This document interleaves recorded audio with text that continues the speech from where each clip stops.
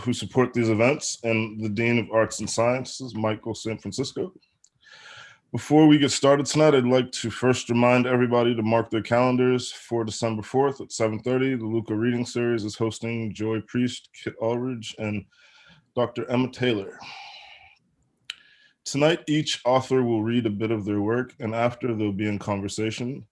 And I'm sure they'll be happy to answer your questions. If you have questions, please put them in the chat and we'll do our best to get to them toward the end. So, I was recently watching an interview with the late rapper Nipsey Hussle, and he said, one of the highest human acts is to inspire. And it was an honor and a pleasure to have Naomi Jackson and Danielle Evans with us tonight, two writers that inspire me greatly. I'd like to introduce our first reader. I'm not sure if Naomi knows this, but the title of my novel in progress, Protect Yourself, was actually inspired by a conversation we were having on a walk through Iowa City one random night. I first met Naomi Jackson when she was visiting the Iowa Writers Workshop as a prospective student back in the spring of 2011. We met for coffee at Prairie Lights bookstore and we just clicked. We laughed, we drank coffee, and as writers will, we told each other stories. And just like that, our friendship began. When we met, neither of us had books, and just about every month or every other month, Naomi and I would get together and make a little picnic spread. And we'd head to College Green in Iowa City, and we'd talk about how our novels. We'd unpack whatever dramas were playing out in our lives, and we'd commiserate about the mysterious business of creating fiction. Along the journey of searching, growing, and creating, it's the friendships and community that sustain us. And it is always said to not cast pearls before swine, and one of the things that I value most from those days was when we were together, we were allowed each other to dream about our futures without limitation and bounds. Naomi's novel, The Star Side of Bird Hill, was published by Penguin Press in 2015 to critical acclaim. The Star Side of Bird Hill was nominated for an NAACP Image Award and the Hurston Wright Award. She was also longlisted for the National Book Critics Circle John Leonard Prize and the Center for Fiction's First Novel Prize. She is currently at work on her next book, and she is an assistant professor at Rutgers University. Please welcome Naomi Jackson.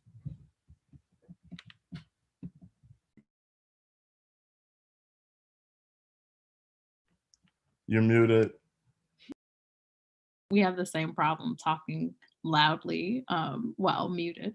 So I just wanted to say thank you to Marcus for inviting me, and thank you to Texas Tech for having me. It's a pleasure to be in conversation with Danielle. And as Marcus said, I'm realizing now that our friendship now almost goes back about a decade, because that was in the spring of 2011 that we first met, that I was considering coming to Iowa. I think maybe I was like the only student ever to be on the fence about whether to come to the Iowa Writers Workshop, but I was. And really meeting Marcus sealed the deal. I was like, okay, I'll have one friend. I remember going back to Brooklyn and, sitting in my parents' kitchen where all important decisions are made. And I was like, Mom, there's one kid, I think I'll have a friend, so I think I'll go. And that coffee conversation really did seal my decision to go to Iowa. And so, I think writerly friendships and community mean so much. And I think I probably read Danielle. I think I read your work when I was like in some really terrible job and thinking that I wanted to be a writer. I was like, there's hope. So I think it was kind of really fun to finally meet you, I think at the Brooklyn Book Festival, like 5 or 6 years ago. And I think it's just like a dream when writers come off the page and are as funny and charming in person as they are on the actual page. So it's a pleasure to be in conversation with you. So I am going to read a little bit from my novel. This is the much loved taped together copy that's been around the world in I. And so I'll just tell you a little bit about it. The plot of it is very simple.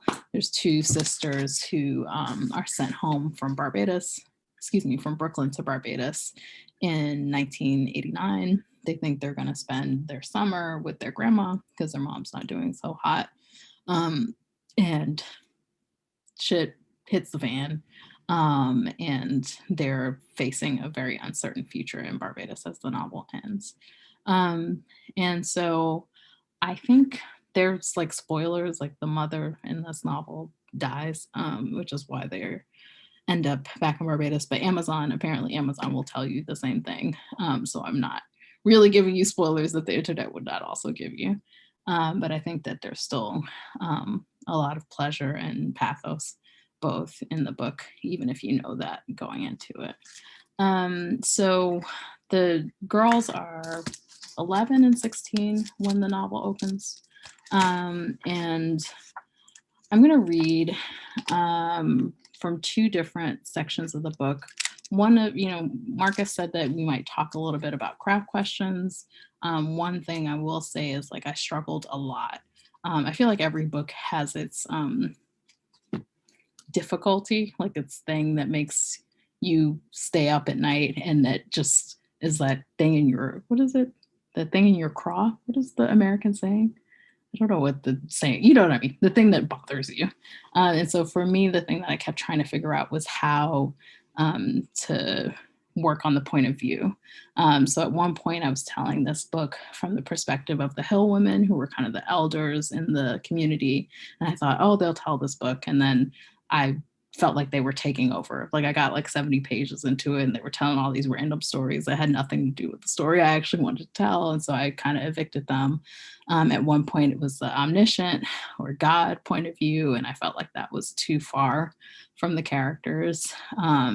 When I actually originally started a very bad version of this book that I wrote for about 4 years, it was from the first person point of view of the little sister, Phaedra, and she just sounded too whiny. And so that was tiresome. So I just went through lots and lots of changes around the point of view question. And so I settled on this alternating close third person point of view. And the reason why I'm going into this detail is only because you guys are either writers or in writing classes, so you talk about this stuff. And so I think I feel really happy with what I settled on in terms of the shifting close third person point of view.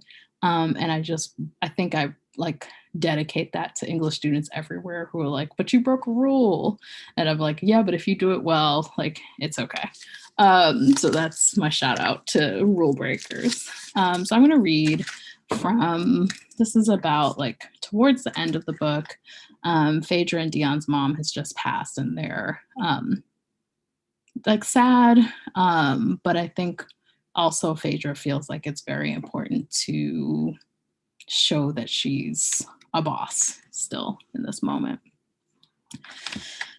No one celebrated the last week of vacation Bible school more than Phaedra Brathwaite. Someone who didn't know Phaedra might have seen the way she was carrying on, singing more loudly than all the other girls during praise song, playing Martha in the final rehearsals with such gusto, and mistaken her enthusiasm for joy, and not the relief of knowing that this particular form of torture would soon end. For while her mother's death meant that she could take an entire week off from VBS, the following Monday she was back.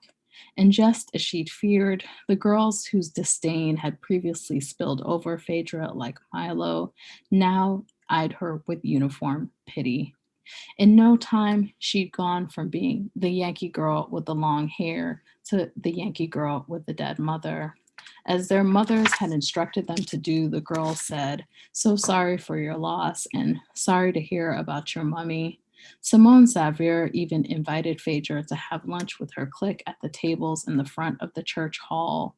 But once Phaedra knew that she was invited, and Donna, the closest thing she had to a girlfriend, was not, she refused. It wasn't so much that she liked Donna, but that she held fast to her role of outsider now. And some part of her wondered about the limits of the new courage she'd earned, the true nature of the swagger that was hers now that she was a motherless child.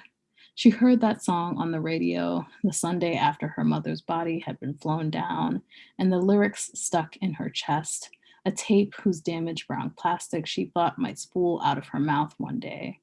There it was, the sometimes and the feel cresting when she wasn't speaking, the doleful tune stuck in her throat where she held it. If she concentrated, the song would take over. An entire day of VBS could be survived on just one extended chorus. Having rejected the questionable charity of her classmates, Phaedra sat down to eat with Donna.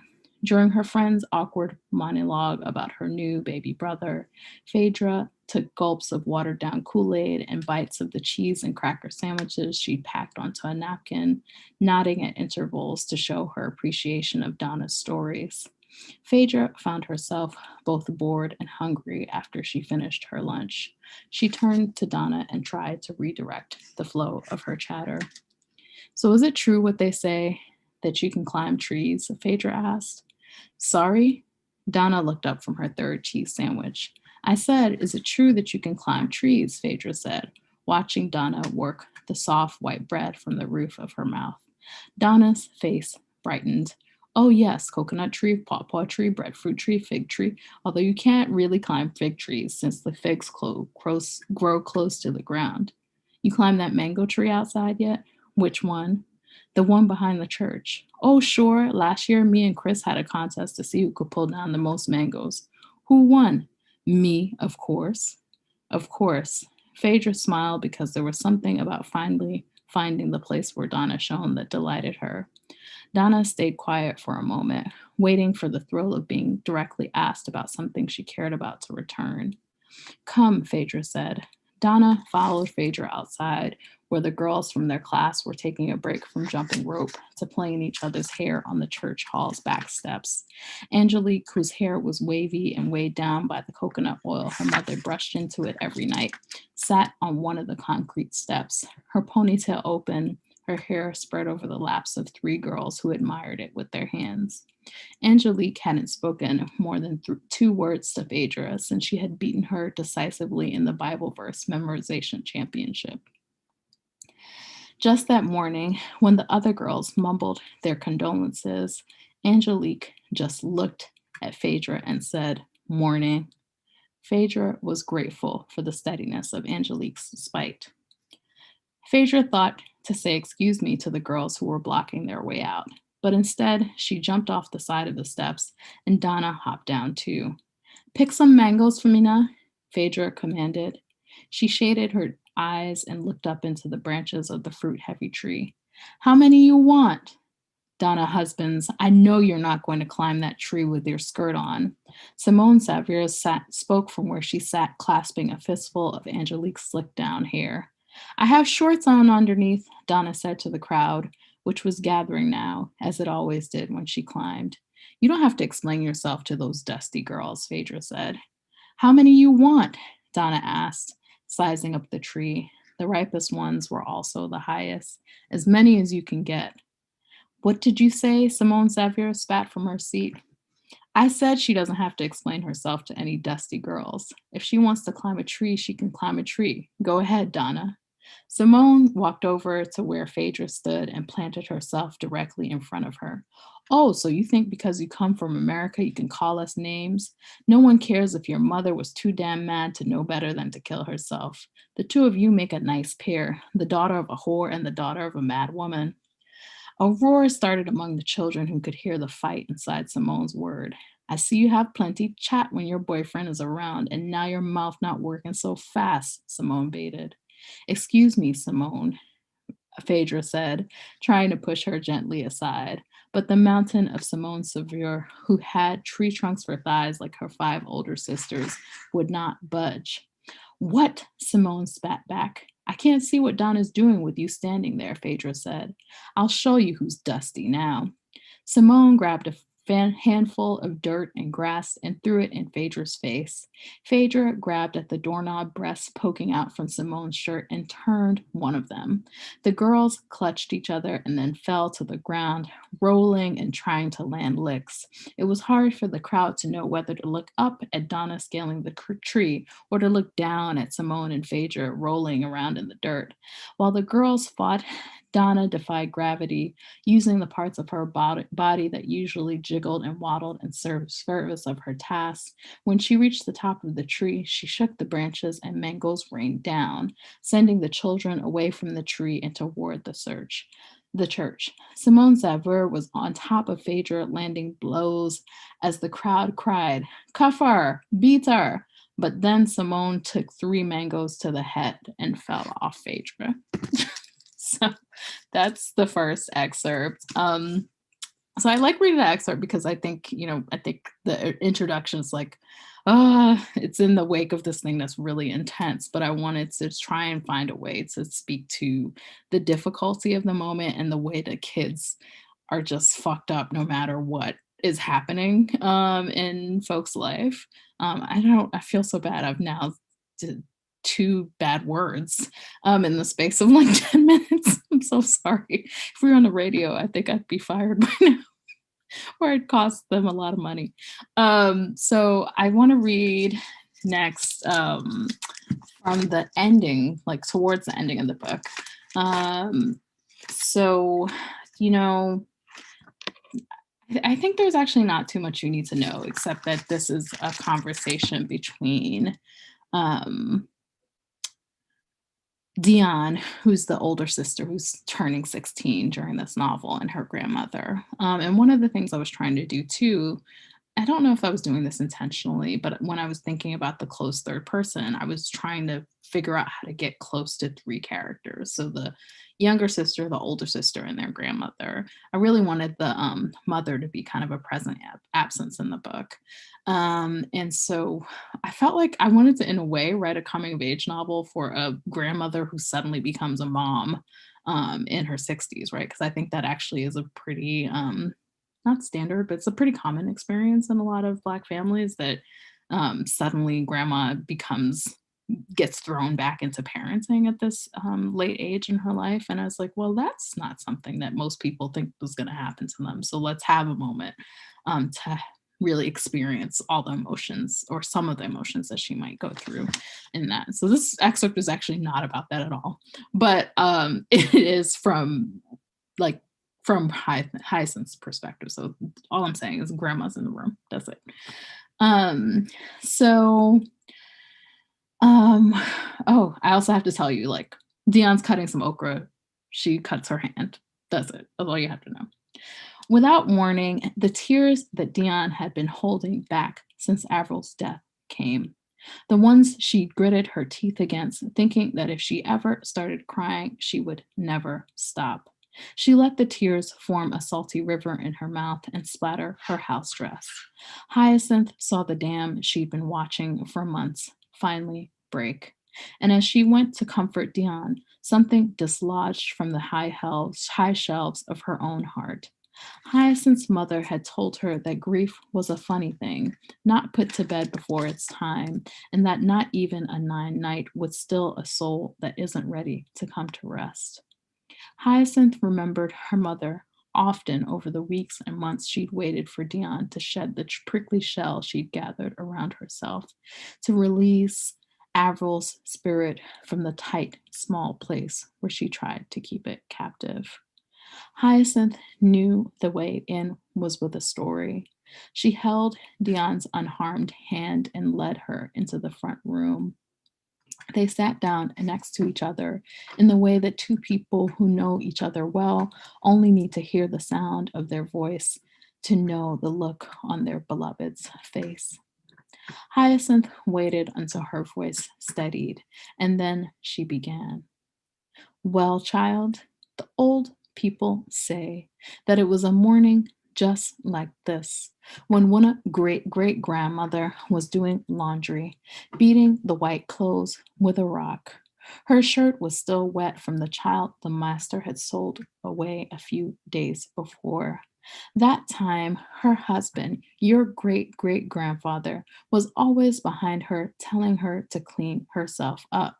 That was the thing that matched them up in the end, that he couldn't understand that she needed and to see and smell the milk, that there was no sense in trying to erase the only thing she had left of the baby. She'd let others go before, But this one, for some reason, maybe because she knew it would be her last, this one was harder. After she had my great grandmother, every crop over saw her tumbling big. One by one, they all went away. There were more than a few she was happy to bury before they got to know this place. But then there were four that survived and came quick, quick, all boys that she raised until they were out of short pants, only to see them sold away. Everything Bertha knew should have told her not to look on this new baby and think love or stay or lifetime, but that's exactly what she did.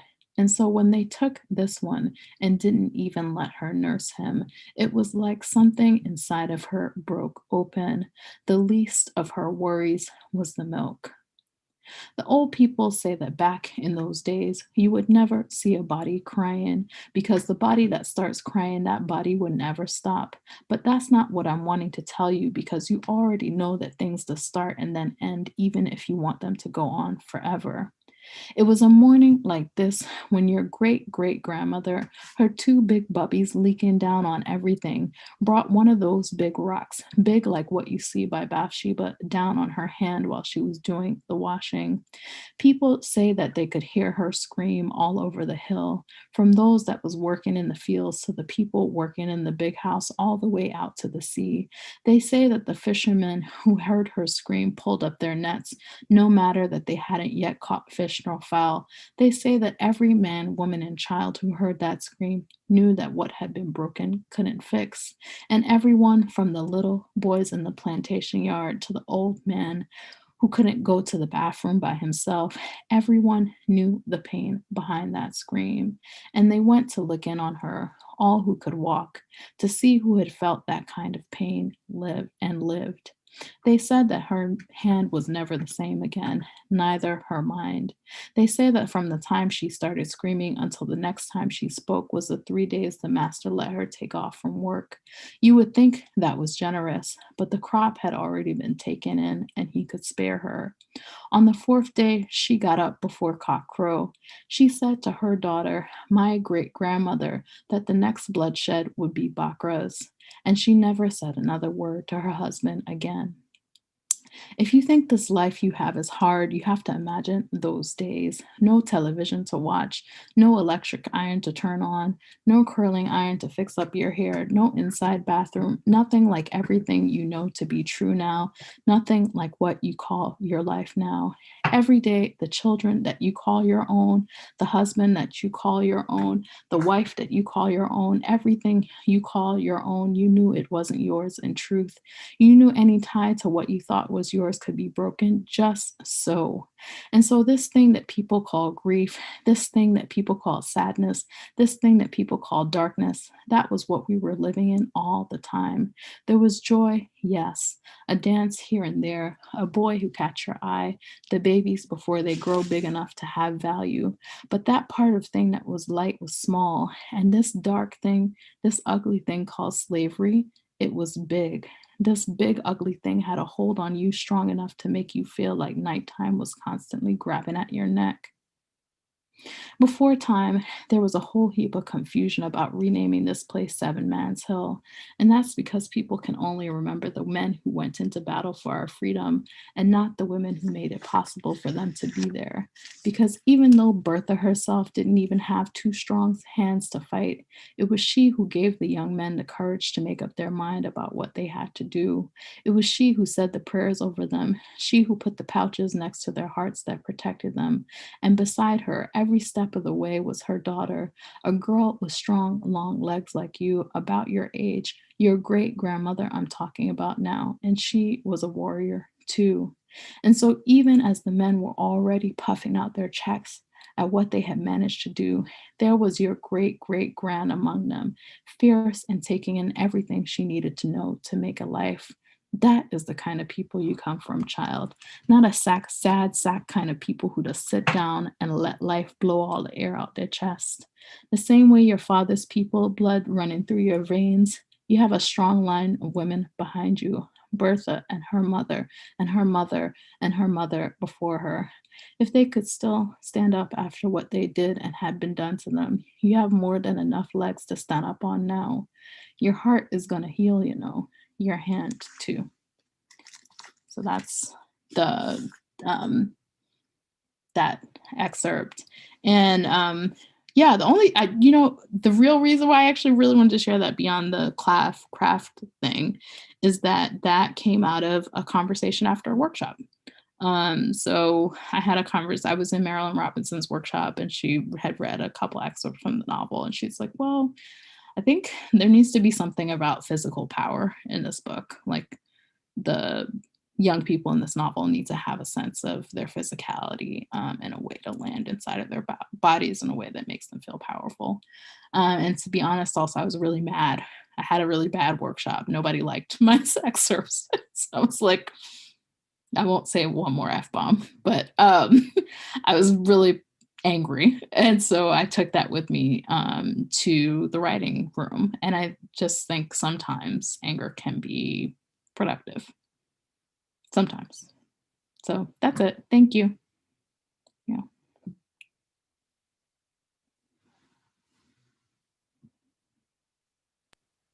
So thank you, Naomi. That was wonderful. I'm going to introduce our second reader. So back to inspiration. In the winter of 2009, I found myself stressed out and on a plane flying back stateside from a basketball tournament in Puerto Rico. I was a senior in college. I was doing 52 credits to graduate. I was writing the beginnings of what would become my first novel, and I was putting out graduate school applications. So after I parted ways with my basketball team at the airport, I had to spend the night in the Baltimore airport waiting to go home for Christmas. I remember cracking open, I remember feeling generally crazed and nervous about this budding writing stuff that I was getting into and feeling still extremely suspicious of. And so as I was sitting there in the airport, I cracked open the 2008 America's Best Short Stories. And it was then that I discovered Danielle's work when I read the story Virgins. I remember being so blown away by the story, so much so I had to go and find the bio in the back. I've told Danielle this story before, but when I read that story, I found out that she went to the writer's workshop at the University of Iowa, a school where I currently had an application in consideration for the following school year. After reading Danielle's work, I got the smallest inkling of confidence that maybe, just maybe, they'd give me a chance too. They did. In the following year, Before You Suffocate Your Own Fool Self came out, and I was beyond inspired. I felt seen, I felt emboldened to continue writing about what mattered to me without the concern of what Black writers are supposed to be writing or thinking about. And I've learned greatly from the freedom and tenacity of her work. Danielle's new short story collection, The Office of Historical Corrections, was recently released from Riverhead Books. After releasing her book to critical acclaim, her first short story collection to critical acclaim, she was named a 5 Under 35 honoree. Danielle has been anthologized in the Best American Short Stories in 2008, 2010, 2017, and 2018. Danielle Flex. She is a 2020 National Endowment of the Arts Fellow. She is currently on faculty at Johns Hopkins University. Please welcome Danielle. Hello. Thank you, Marcus, for that beautiful introduction. Thank you, Naomi, for that beautiful reading. I'm so excited to get to talk to you. I kind of like, can I just skip reading and just like ask Naomi questions? Is that allowed, Marcus? No, okay, I'll read something. And thank you all for being here and spending your Thursday night with us. You could be listening to the Jeezy and Gucci Mane verses, and you're not. So I don't know why you're here actually, but thank you for being here instead. So I'm gonna read, I rarely read from the middle of things, but I like to read from the middle of things. So I'm gonna do that. I'm gonna read an excerpt from the novella, which is at the end of my new collection. And most of the section is about meeting a character who's being introduced for the first time. So it doesn't really need that much setup, except to say that the main character of this book is named Cassie. She works for an imaginary government agency called the Institute for Public History, which is basically like a public works project for underemployed historians. So her job is to correct people's misunderstandings or mistakes about US history. And she's just returned from the field back to the office where her friend has told her the boss wants to see you. I read the note, but it was inscrutable. I could not recall being involved in anything controversial lately. My recent corrections had been rather uniformly underwhelming, but our supervision was so generally lax that I felt like I'd been called to the principal's office. The director had been running a prestigious university's ethnomusicology institute before he'd been invited to steer the organization. While he managed most days to look the DC part in suits and close cropped hair, and he kept all the institute's moving pieces more or less moving, he had the energy of a man who had intended to spend his golden years playing guitar on the beach and was daily bewildered by what had gone wrong. Cassie, he said when I walked into his office, we have a Genevieve problem. It might take some legwork to sort out. He tapped a folder on his desk, a clarification request. The requests that made it past initial review were mostly cases where the historian's initial correction had been overzealous, frequently violations of Guideline 6. We do not posit certainty where the facts are actually murky or disputed, or intervene in a dispute over something so trivial that the relevant information cannot be verified except by weighing the accounts of the disputing parties. Presently, though, the Institute was working its way through a backlog of clarification requests, all triggered by the recently departed Genevieve Marchand. Genevieve had been gone from IPH for 6 months, but she'd been regularly reappearing as my nemesis for most of my life. We first met in the 4th grade, when Genevieve was still Jeannie, and had, until the moment of our introduction, been the only Black girl in her class at the private school where I landed a scholarship. Our parents moved broadly in the same Black professional circles, but my father was a lawyer who had started with the Bureau of Consumer Protection and then moved into the sort of lawyering that advertised on the radio stations that were banned in Jeannie's home. No money, no problems. At 1-800-TROUBLE, your lawyer gets paid when you do. Jeannie's mother was a sitting judge. My mother had recently moved from civil rights work in the Department of Justice to civil rights work in the Department of Education. Jeannie's father owned part of a tech company and had his name on a wing of our school. My parents were first generation upper middle class, and Jeannie's were nearly as old money as Black money got to be in the US, which is to say, not terribly old, but extremely proud of it. My parents and I were invited over to their house after my first week of school. In the middle of the dessert course, Jeannie's father said, "She's so well-spoken for having been in public school until now." And my mother grimaced and launched into a defense of public schools, and my father politely waited for her to finish and then said, "When your baby's really brilliant, you don't need to pay for someone to tell you so. You wait for the opportunities to come to you." Jeannie's father hinted that my scholarship was possible because of funds they'd earmarked for the recruitment of minority students. And my mother said true charity wasn't boastful, and Jeannie's mother noted that the Bible verse my mother was trying to quote was actually about love. That was how joint family dinners went for the following decade, but they continued to happen several times a year. At the dinner table, Jeannie was a proper young lady, and I was a mouthy child being raised in a home where I'd never been told children should be seen and not heard, or stay out of grown folks' business. Beyond our parents' watch, Jeannie had plenty to say. She did not so much actively dislike me as disdain me. Her favorite thing to do was pronounce something I was doing or wearing or simply was to be confusing. "Your hair is confusing me," Jeannie said the first day we met, with an air of genuine concern that never entirely went away or became less grating. In both our households, there were a series of party pictures of the two of us, one per party each year from childhood to adolescence. I liked myself just fine when looking at myself, but in photos with Jeannie, a former Gerber baby, belle of the Jack and Jill debutante ball, I looked sulky or sass. It was too late for the era when prestigious institutions would acquire one minority and stop, but too soon for there to be enough of us that we had the option of avoiding taking a position on each other.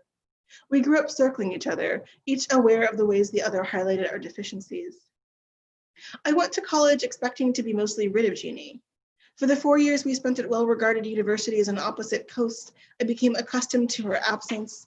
But at the party Jeannie's parents threw for her graduation, we discovered we were both headed directly to the same PhD program. Ready to believe in the comfort of the familiar, we tried that first year to be real friends, went on study dates and girls' nights and salon outings, built the trappings of a closeness that never quite took. We were the only 2 Black women in the department, this counting faculty, grad student, staff, and for 4 out of 5 years, undergraduate majors. And in our first year, I was constantly correcting people who got the 2 of us confused. Our similar hair and coloring enough to override that Ginny was 5 inches taller and 3 dress sizes smaller than I was. The confusion eventually faded because professors in the program liked me fine, but they loved Jeannie, and in that way, they came to be able to tell the difference between us. Our pretense at true friendship also faded. In my telling, Jeannie discovered she didn't need it, and in Jeannie's telling, I discovered I didn't want it. It was true, I admit. Away from Jeannie, I had the peculiar confidence of only children, the boldness that came from being doted on, but alone often enough to be oblivious to my own strangeness. In Jeannie's presence, I felt revealed by the only nearby witness to my life as a whole. At the end of our first year in the program, I visited my parents who were in the suburbs now. They had given up on DC rent and moved to PG County, and told them there wasn't anyone to date seriously in my small white university town. A week later, we drove into DC for Jeannie's parents' annual summer white party, where Jeannie announced her engagement to James Harmon III, a Black doctor who just finished his residency there. Jeannie got married the summer after our second year, just before her husband started work at the university hospital. I was invited, but I was teaching a summer class and couldn't cancel sessions. I sent, via my parents, my apologies and a Vitamix. My research area was protest movements of the 20th century, and Jeannie's was material culture in the 17th century, which meant although we were both Americanists, after our first year of school, we generally shared only 1 class a semester and saw less and less of each other. By our 3rd year, Jeannie and her husband had moved into a spectacular townhouse at which she volunteered to host the annual grad student end of year party. In previous years, the party had consisted of chips and beer in an overheated basement apartment or supermarket cheese plates in the student union room. But Jeannie's party was catered, except for the gingerbread bundt cake she baked and iced herself using her grandmother's recipe. Professional bartenders in black tie were on hand serving cocktails named after schools of historical thought. Jeannie drank only the Great Man, which was actually a mocktail, and confided in me that she was pregnant. I congratulated her, genuinely, and felt resentful that I could not allow myself even a moment of smug anti-feminist joy to think that motherhood might slow Jeannie down, or at least keep her off of the job market when it was my turn. At least I'm having a 20s, I thought, though my 20s, which I treated with a cast down your bucket where you are approach, had thus far only brought me a string of men who were all very sad about some quality in themselves that they had no intention of making any effort to change. I took a sip of my Marxist, a vodka cocktail made with such high-end alcohol that at first sip I hadn't recognized it as vodka, having until that party believed that it was the essence of vodka to have an aftertaste like astringent. Jeannie went straight from grad school to a fabulous job, the same year I headed off for my visiting position. When I landed the tenure track job a year later, she sent a note of congratulations, written on stationery from her own higher-ranked university. For years, I had only peripheral knowledge of her life, talks and publications, family photos shared on social media.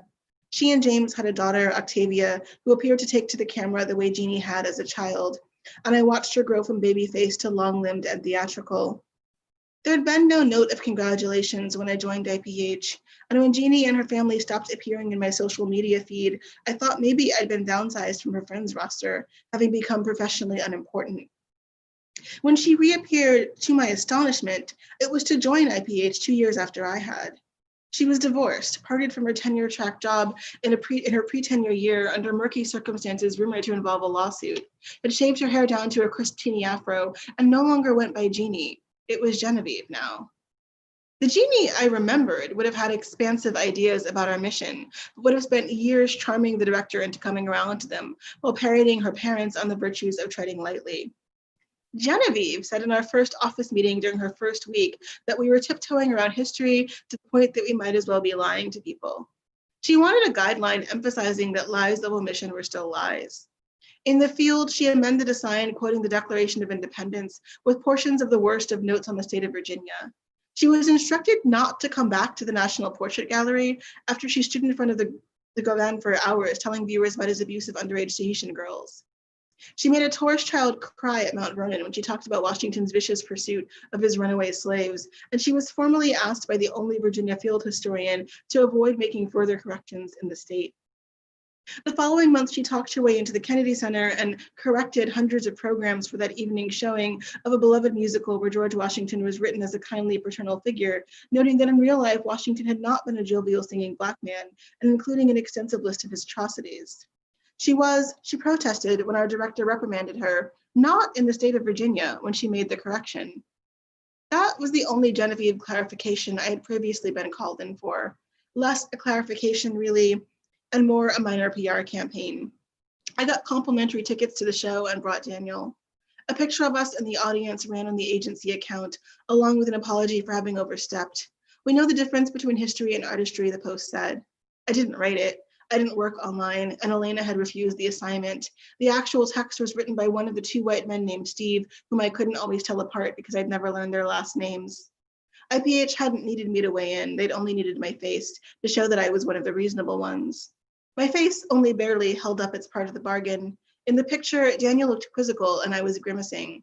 I'd never seen the show before and was inclined to agree with Genevieve's critique, if not her methods. I didn't say any of that to the director, but it took Genevieve out for a drink at an upscale Black-owned bar on U Street to apologize. We had socialized minimally since she started at the agency, and though we blamed it on working mostly outside of the office and Genevieve juggling joint custody, I knew it wasn't scheduling that stood between us. I was sincere enough in being sorry for my role in things that we left the bar almost on good terms.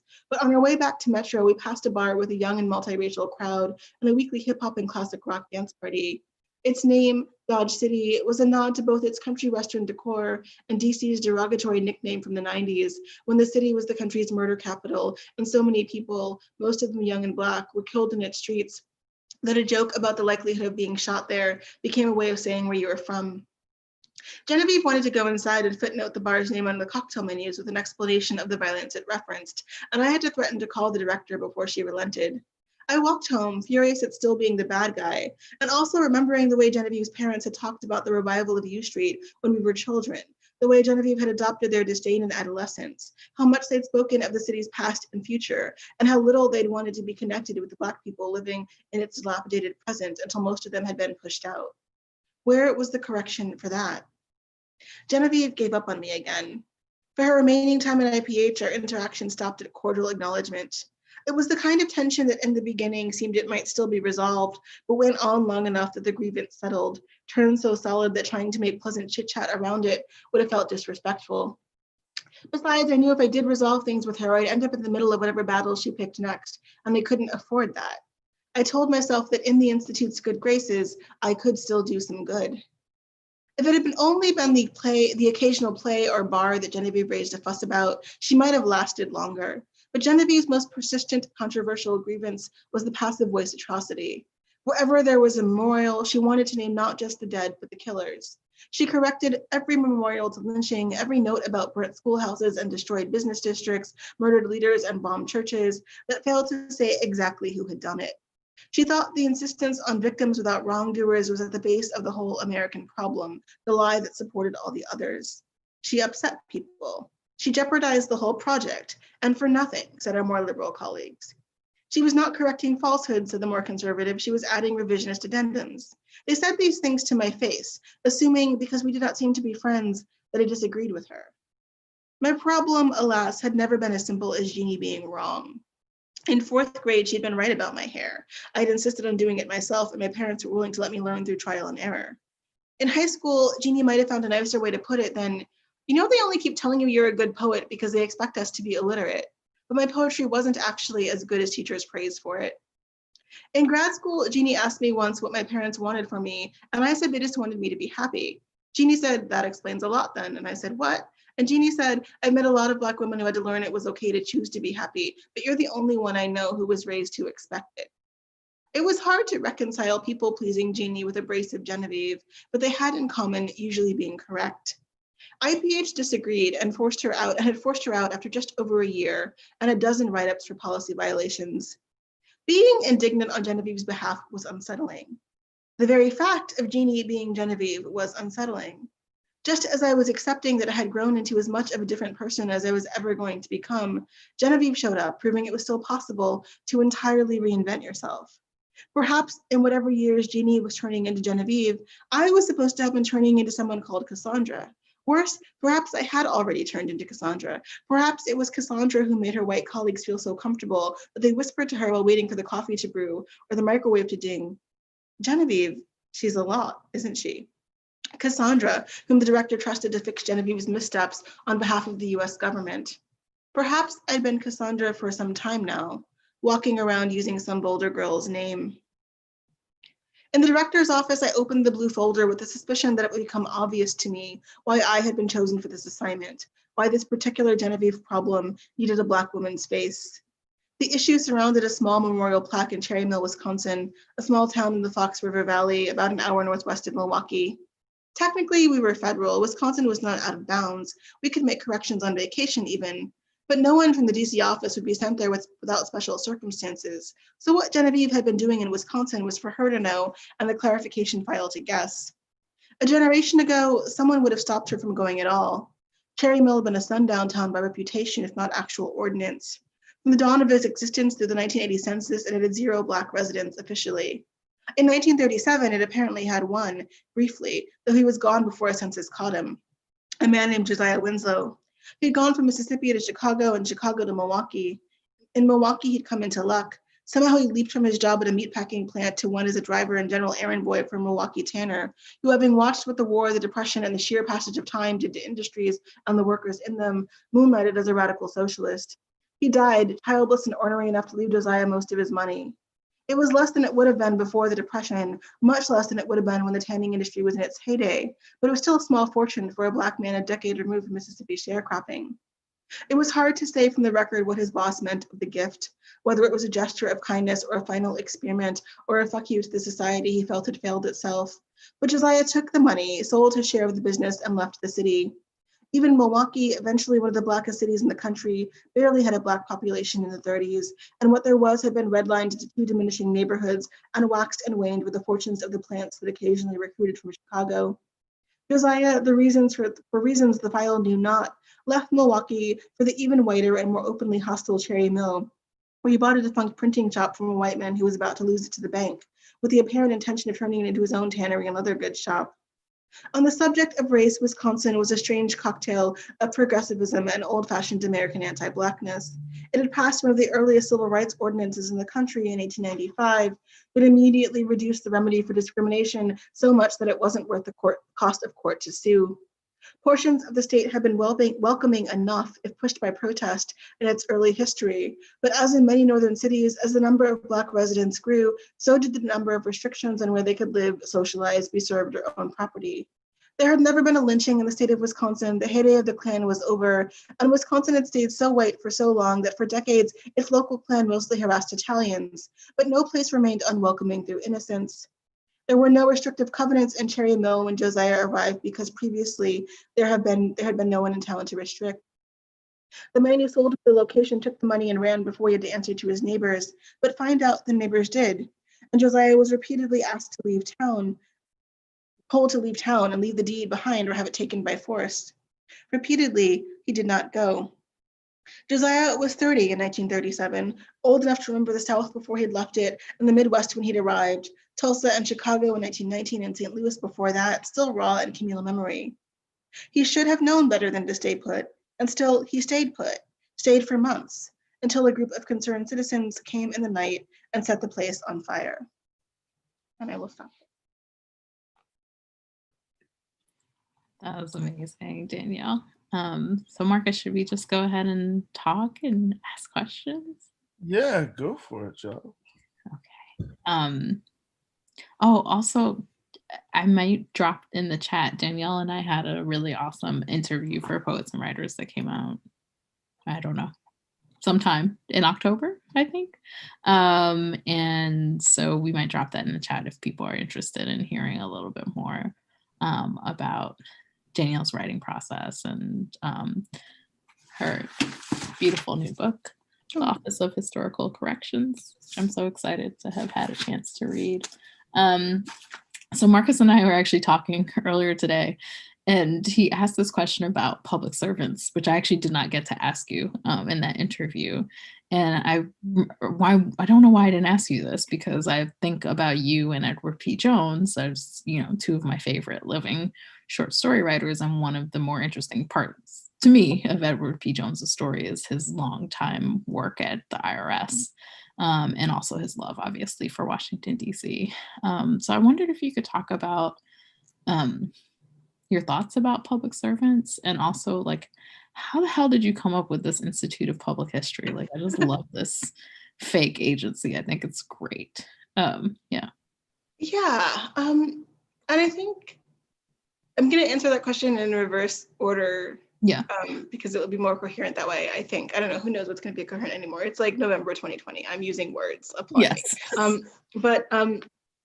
So I think for a while, the agency was like a running joke. I was on Metro some years ago, and people were having a conversation, and I don't remember exactly what they were wrong about. I think they were talking about the Haitian Revolution, but they were like so incorrect that I got off the train. I don't remember who I was talking to or texting, but I said, I would pay money. I would pay like 10 extra tax dollars a year to like fund an agency that could just sort of politely correct people and direct them to historical sources when they were this wrong in public, because it just felt, it was like they were having they were like loud and wrong. Yeah. And it's gonna be weird if I go up and like, you can use Google, it's free. Like, I don't have that authority. But if you had your sticker from the but if I had a badge and a sticker, but so I would joke about that, but also like, it would be a little bit terrifying if such an agency actually existed and could like come up to you for being loud and wrong in public. And so, I think I always intuitively understood that, but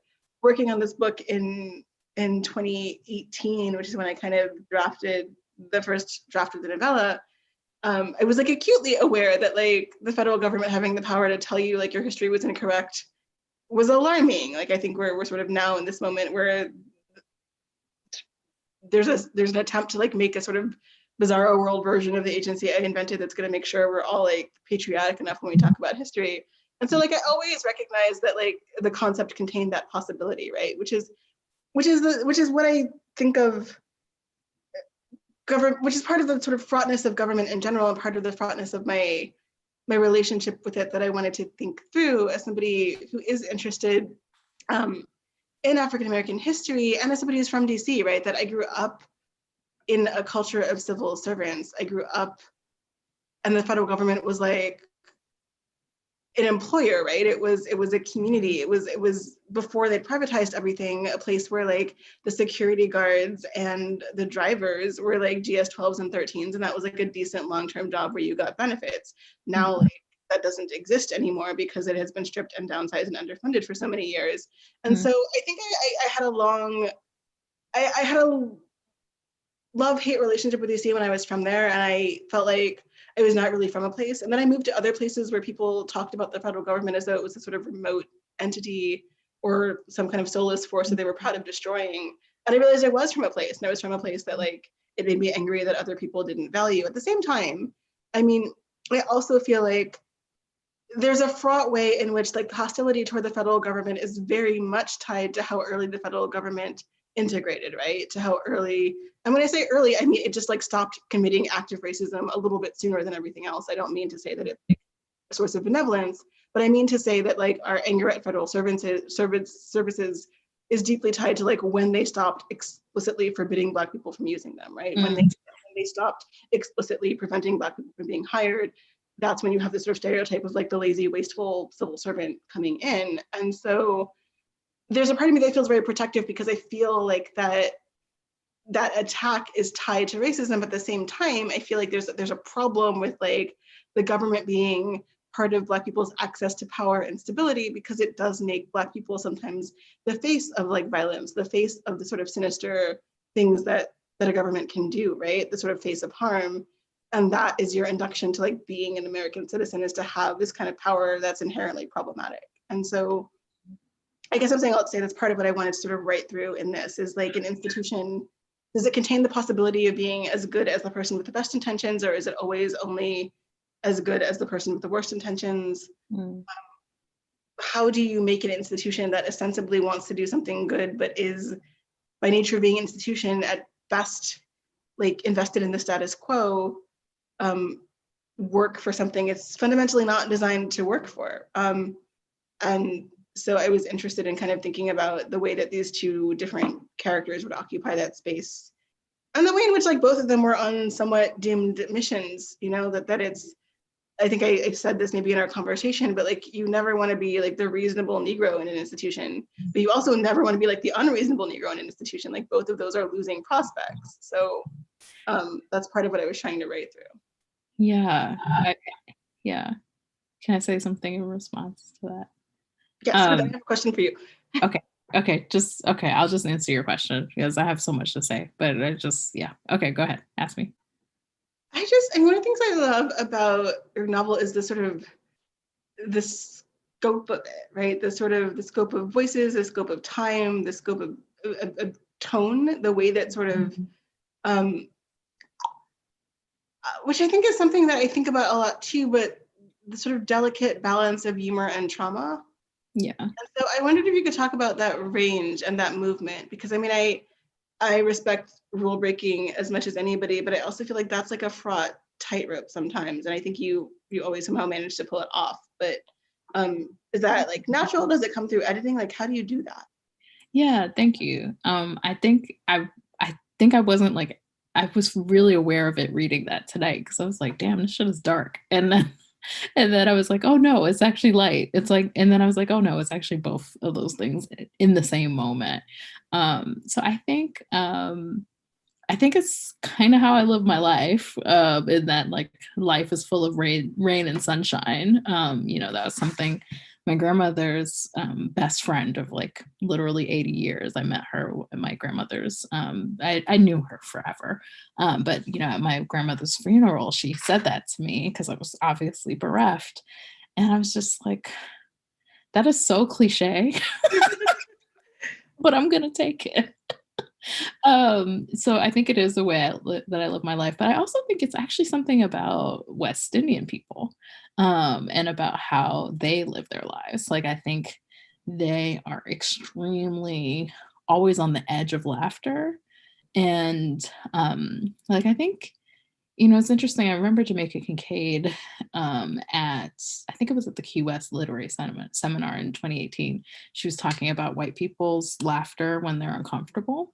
And I was like, that's actually very different from West Indian people who use laughter, I think, in deep darkness. It's not actually about saying we're not comfortable with discomfort.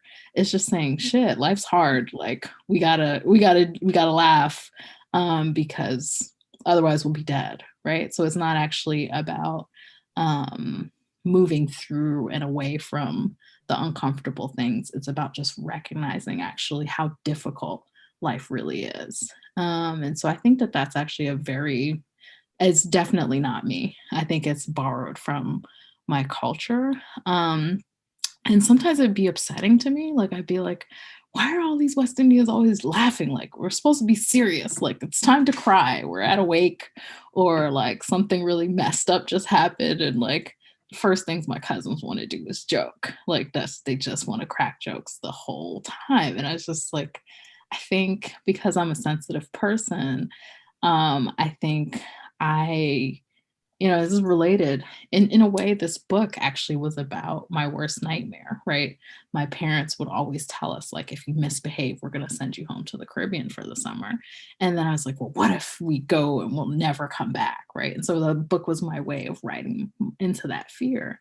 And I think because I was a very sensitive kid, I thought I'll never survive growing up in the Caribbean. Like, I'm glad my parents came to America where it was okay to be more sensitive, right? Because in the Caribbean, like a kid like me would not have made it, because I would like cry at the, drop of a hat, like cry at movies, cry at just everything. I'm definitely like kind of more resilient now. But I think that my writing is in a way to reconcile with that, like my deep empathy and sensitivity, and also this culture that I grew up in that is not that at all. Like if you want people to like coddle you and tell you everything's going to be okay, like this is not the culture to be in. If you want people to laugh you into the next moment, then you should hang out with these people. And so I think that's where that comes from. But also, like, I think in a way, I do think about writing as entertainment in some way. And so I was like, well, if I'm going to write this book about these girls who have these series of really deeply difficult things happen to them, we got to laugh somewhere along the way. Otherwise, people are just going to put this book down, I think. But that's not true. Like, I remember reading Hanya Yanagihara's, what's that book? The 700-page tome. A Little Life. A Little Life, which is just like pathologically bad, right? Just like, and then he's in a wheelchair, and then he gets thrown down the stairs. It's just like so fucked up, like moment after moment after moment. So it's actually not true that people can't take darkness, but it's not actually the kind of book that I want to write, I think. I don't even think I'm capable of it. So, you know, I think, Danielle, one of the things I loved about this book in particular, I think maybe I didn't get this as much from Before You Suffocate Your Food Stuff, but maybe this is because I'm more grown on the reading of this. But I really love that novella because you talked just now about this doomed mission of trying to be the good Black in any of these institutions. And I love that you talk about like Black girls failing at life. Like, I feel like there's actually not a whole lot of space for Black women to talk about the range of our experiences and actually to not do well at things. Like, I don't think any of the Black women in in these stories is like winning at life. You know what I mean? Like, they're messed up. And I love that because I feel like you give so much space for human flaws and to be kind of mediocre or to just miss the mark. And I think that's actually more indicative of how most people actually live their life than, like, you know, the history makers. Like, we're not all like a walking NAACP image board. You know what I mean? So could you talk about that? Like, what it's like to take on writing about Black women's subjectivity? Yeah, I mean, somebody, not you, but like a different interviewer. I didn't, they didn't phrase it quite like this, so I don't mean to be unfair to the interviewer. Mm-hmm. But it's basically like, why are you writing about women who are selfish? And I was like, but are they though? Yeah, and I think that part of what was, I mean, I think she was like saying it admirably, and I was like, but when you are used to people, when the like mythology around Black women is about us not having boundaries, right? Is about us being kind of like ride or die or up for whatever, or like there to exist as kind of walking lessons for other people and not as the protagonist, right? Like it's a happy ending if like a man has learned to be a better man or a white person has learned to be a better person because of you, and like your role is to aid in the growth of the person who's actually the protagonist of the story. And so like if you think that you're the protagonist of the story, then like what gets read as like radical or selfish is actually just like being a person with boundaries and thinking the story is about you. And so I think that's most of how I think about characters, is that the story is like actually about them, right? The story is about. I hate that you have to say something so basic. Like, that's so upsetting. But I actually think that is the correct response to that kind of question. Like, I think sorry, I'm interrupting you as I'm like, No, I was done. No, you're not interrupting. But I remember like dealing with this when my book came out, because men would say things like, why aren't there men in this novel? And I was like, because it's a book about women. Like, that's obvious. And so I just never even I was like, I just don't even understand what you're talking about. But also women would say that to me too. Like, they'd be like, especially older Caribbean women would say that, like, oh, you did this man dirty. And I'm like, you're divorced, or like your husband had 6 other children with another woman. Like, why are you defending these Caribbean men? Like, it didn't work out for you. So like, why? What's wrong with you? But I think No, I once saw a book club like ready to fight a different writer because they were mad about how her book ended. Like they felt like the woman had betrayed the man who loved her, and this woman really was like ready to fight her. It's like, what do you have invested in this? Like, how is this supporting you? But I think the pull of patriarchy is so strong that even if the like details of your own life don't make any sense alongside the positions that you hold, you still will hold those positions, you know? So anyway,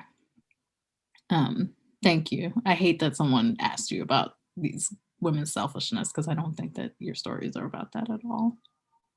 But anyway, we can get mad at them another day.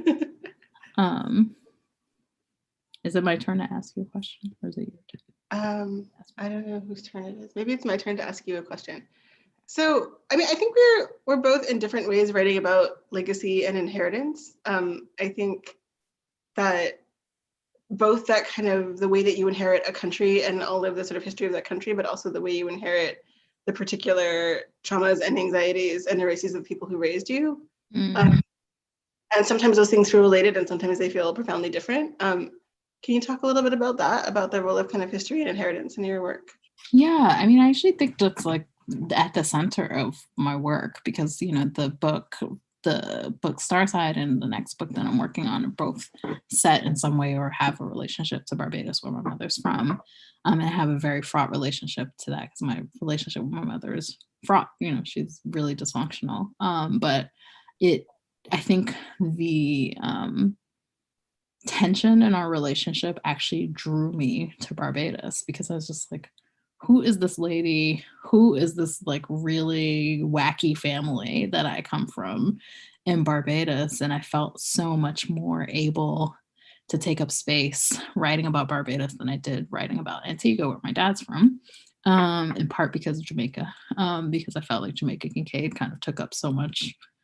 There's so much air in the room around Antigua that I was like, well, there's more space, I felt like, to write about Barbados. And I also felt like because my family in Barbados is wacky and kind of out there, I had more permission to just write whatever I wanted to about Barbados. And if people were mad about anything that I wrote, well, like we didn't know each other, so it didn't matter in the same way that it might matter if I wrote something upsetting about Antigua. So I always tell the story like when I went to Antigua the last time, it was a really long time ago, like 2004.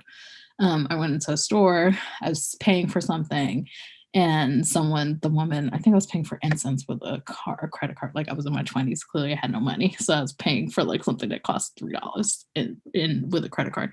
Anyway, so she said, "Oh, Jackson, like I know your mother, I know your grandmother, I know your uncles." And then she proceeded to name all 6 of my uncles. And I was like, whoa, this is really weird.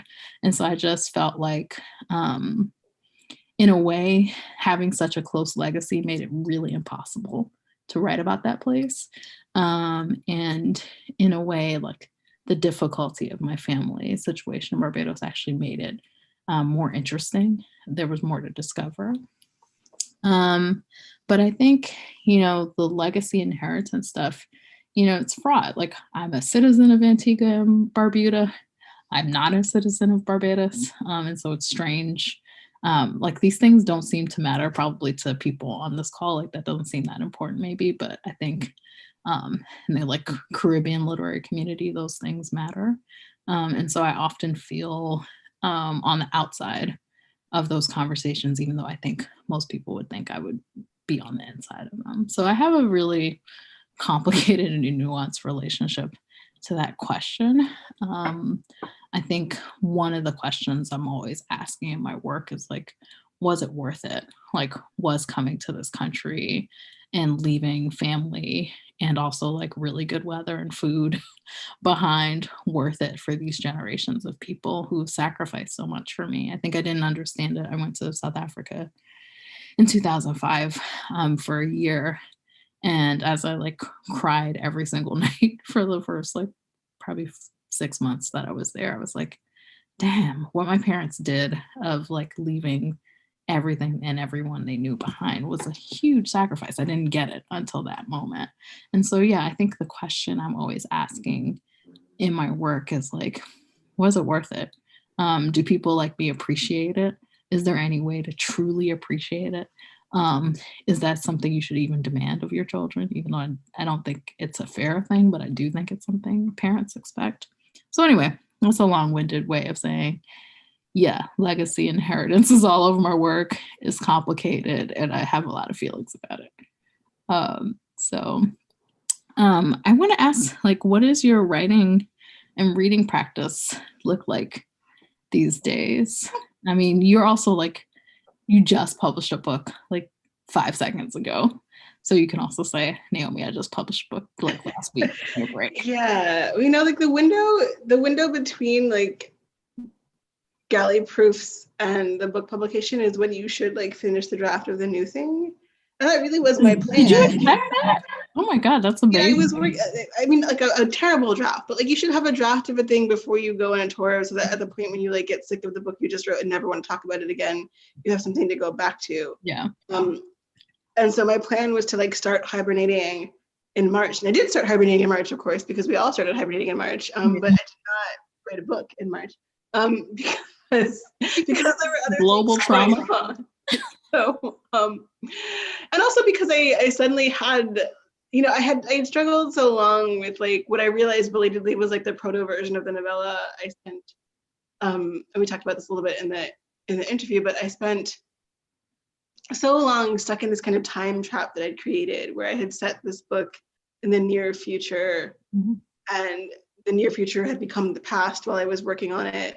And so now I had this like alternate past that just wasn't fundamentally working. And eventually I had to kind of scrap that because I was trying to write about politics and not like literally any specific politicians, but at politics as a kind of space of storytelling and theater about like performance on the part of individual people and also kind of performance on the part of a nation.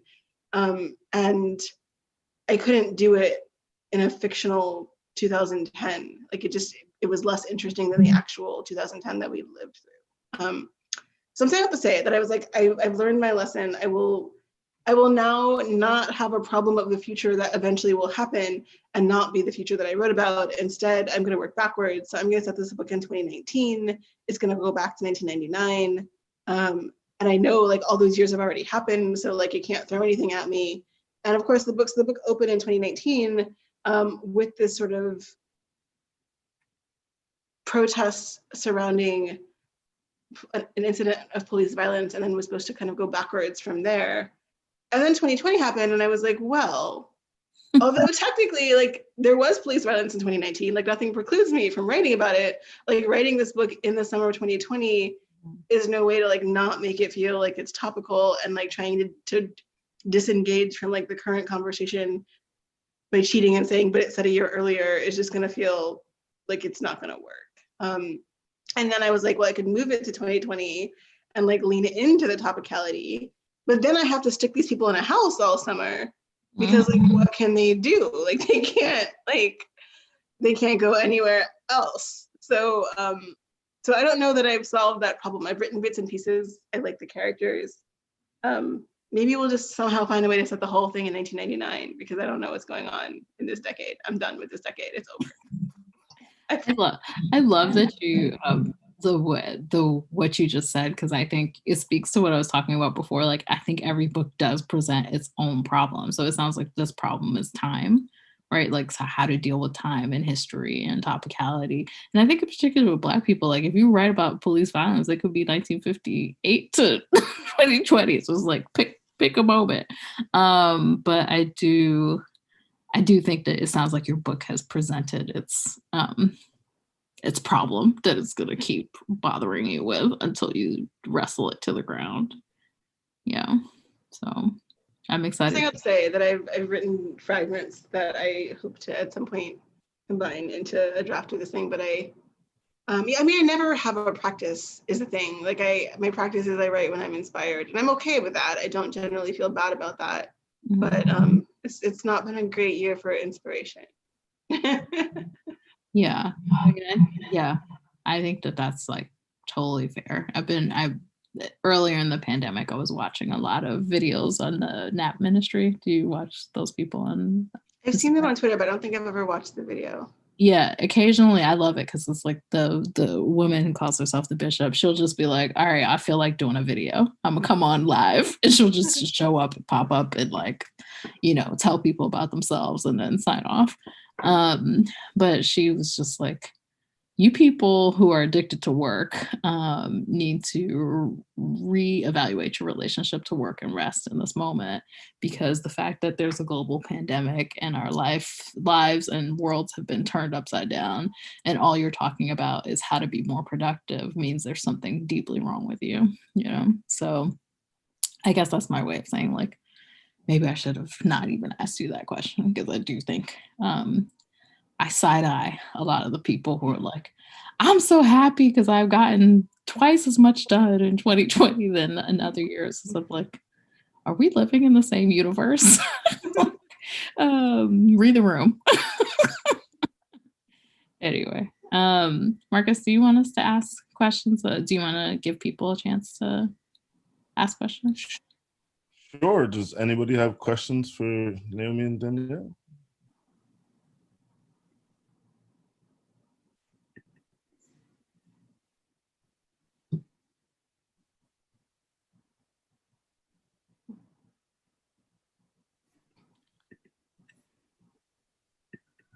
Anybody have questions for Danielle? I want to say one thing too, is like, to me, one of the things that I loved about the conversation we had, Danielle, was when you were talking about time between books.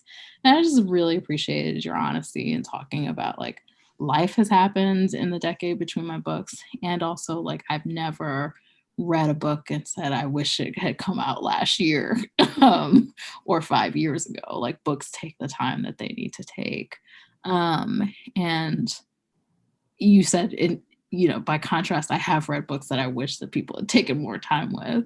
And I literally just finished a book this morning that I was just like, oh Lord, couldn't this have been edited? And I won't obviously say. The problem with being on a book tour after like not having really talked to people or been out of my house is I have no filter anymore. So people just ask me questions and I just say things. Like, probably I shouldn't have been like, some of y'all shouldn't have published those books so quickly. Probably I should have said that nicer, but I hadn't spoken to a human in a long time. No, it was totally inspirational to me, because I started the book I'm working on in December of 2011, and over time it's hard to, like, I think as a novelist, or even not even as a novelist, as a writer, it often looks like you're not doing anything to other people, right? It looks like you're just picking your nose at, like, occasionally reading a book, right?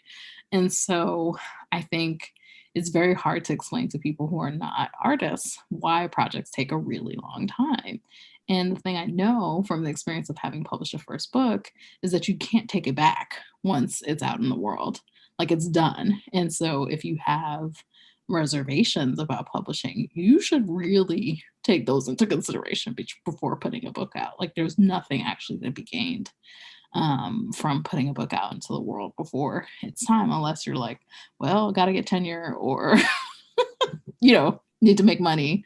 Like, there are practical reasons to publish a book, but I think in the long run, integrity will serve you well. So anyway, I that was like one of my favorite parts of the interview. It really spoke to me. So thank you.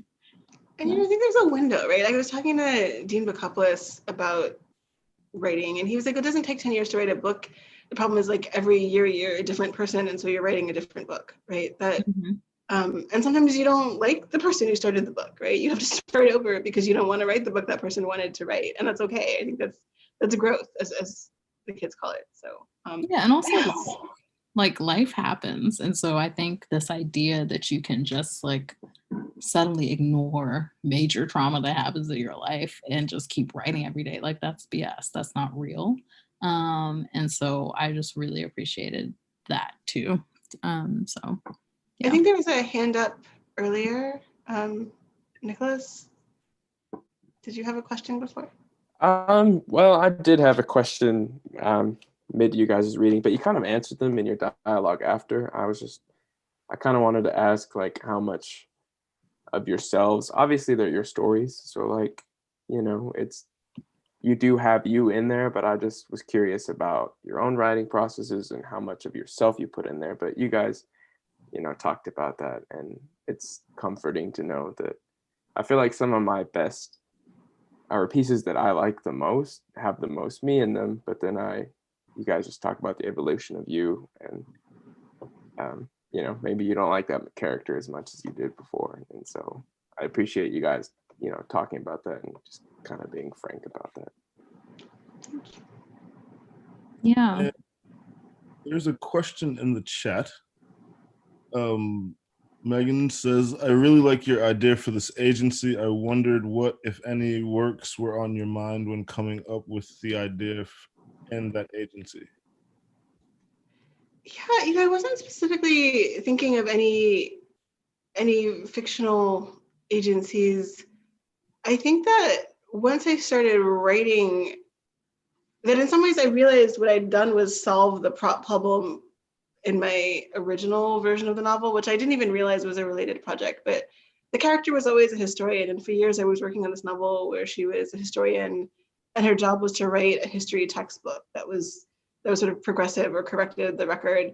And everybody kept telling me that she was the most boring character in the book, and all the other characters were more interesting. And I was like, no, she's fascinating. And eventually I realized that like the crisis of like not being able to write a meaningful enough book that would change the world felt like a very important crisis to me, and did not feel that interesting to other people as a plot point for hundreds of pages of book.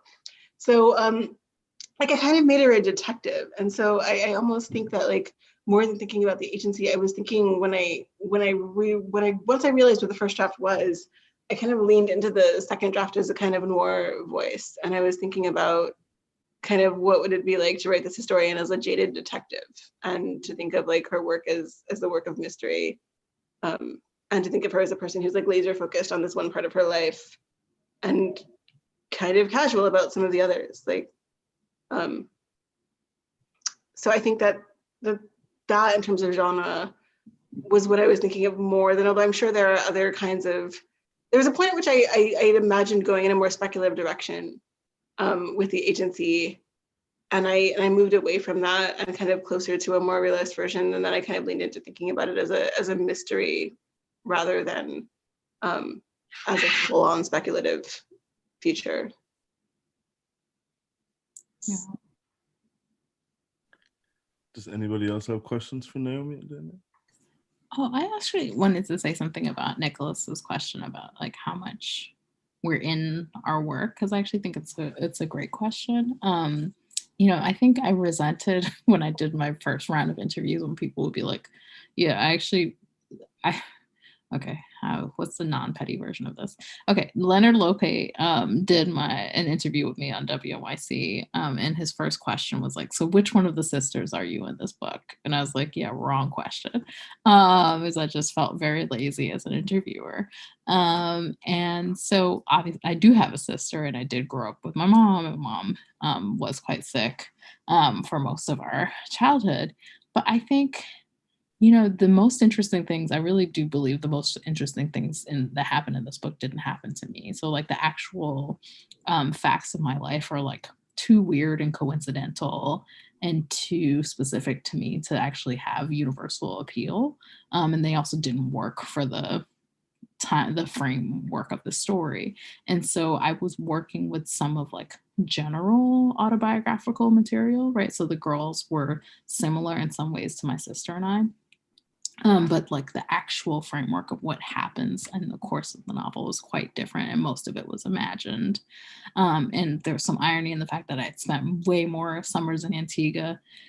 And so the kids, there are a lot of kids like in that yard scene. Like there's always a million kids just like doing random shit. And that's because I grew up with 8 cousins who we would like run around like a basketball team in Antigua. And so, you know, there were pieces of my life that were inside of this book, but they weren't organized in the way that they actually appear in this book. And so like one of the more interesting things that has happened this year was like, who knew my book could be a controversy, but like somebody read me for filth on Instagram about fat phobia.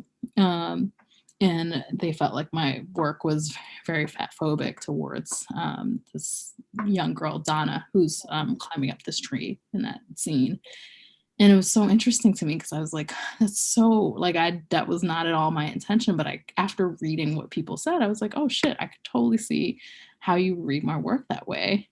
And I'm gonna think about that more in the future. But the interesting thing is like I grew up as a fat kid. And so like when I was writing Donna's story, I was actually writing my way into a lot of my feelings around what it was like to be fat in a culture, particularly which is like really mean. And has no filters around body shaming. And so, like, why am I sharing that? I think I'm sharing that because, like, I think I wrote that piece of my emotional life as a kid through another character. But I think most people who know me wouldn't think that, like, I don't think people would think that was such a big part of my experience, but I really related to that character.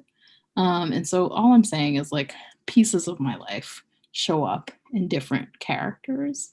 So you just kind of, I think, steal pieces of your life and give them to characters and then see what happens. But I think it's unusual, for me anyway, to write a novel that's stolen whole cloth from my life because my life is just not that, it's not that interesting.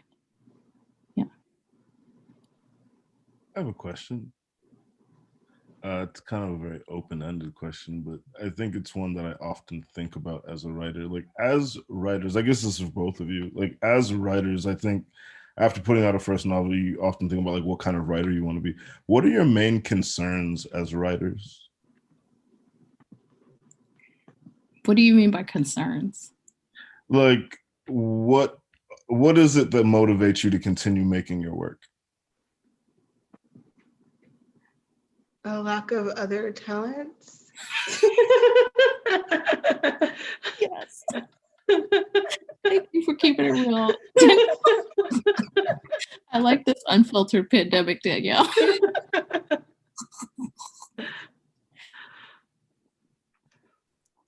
Or rather, where does the work come from? How about that?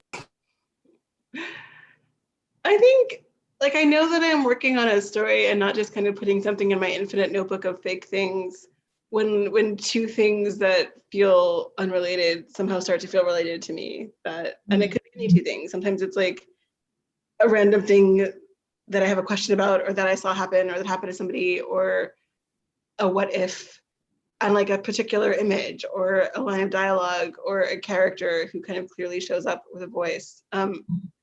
So I don't know. I don't know how that happens. I mean, I think, and again, I'm content to like not be a kind of writer who sits down every day and says like, this is my project. I wait for my project to tell me what it is. And usually that's when I know that a project is telling me it's a thing. When something feels in conversation, that there's no logical reason it should be in a conversation. And I'm trying to kind of write through what that conversation is. I mean, I think it's an interesting question. Like, I think it's changed. It depends on like what the project is, right? So like, I think when I first started writing, I'm gonna be honest about this. I think I was writing for revenge. Like, I think my earliest stories were like trying to like take down members of my family. So it's like, who's gonna play you in the movie? You better be nice to me now. Like I was always threatening people as a child that I was gonna write about them and like they get taken down. When is your birthday, Naomi? December 23rd. Okay, that's Capricorn, isn't it? Yeah, shady Capricorn. It's like I will have power one day. That's like very Capricorn thing, like little like mini CEO, right? But yeah, so I think that was my original motivation, to be honest, like as a very young writer. I think as an older writer, when I published actually my first short story, my parents read it, they were very upset. Like their feelings were really hurt. And I was like, I think it's a weird thing of a young person to like not understand that your parents' feelings can be hurt. And so when I came to really understand that, I was like, okay, well, that's not very nice. I don't think that I want to actually make my career off of hurting people in my family, even if I do feel like I've been wronged by them. And so I think that was actually a very intentional shift. Like, okay, well, that's not a good idea. What are we going to do next? And so I think in writing my first book, I was interested in thinking about like the coming to Caribbean stories, right? So there's all these like coming to America stories. It's always like, you come to America and your life is so much better as an immigrant. And I was like, yeah, but what about the stories of all the kids who like live between cultures and spend summers and have this experience of feeling very much part of a culture that may actually reject you and say like, no, you're not really one of us. So I wanted to write my way into that experience. And I think now the new project I'm thinking about is like, I think I'm trying to write like the great Caribbean American novel, but I just would be very happy to just finish it. Like, I think maybe I'm lowering my expectations at this point, like almost 10 years in. But I think when I first started out, I was like, I want to write about Caribbean women's experiences from the 1930s to the present. And I think at this point, like, be very happy to just be done. Okay, well, does anybody else have questions for Danielle and Naomi?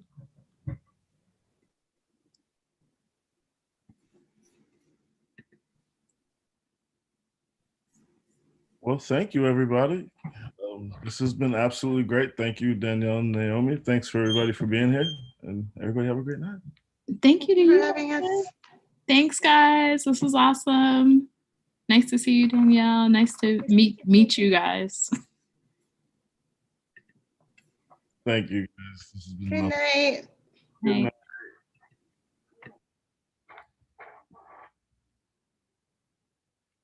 We did.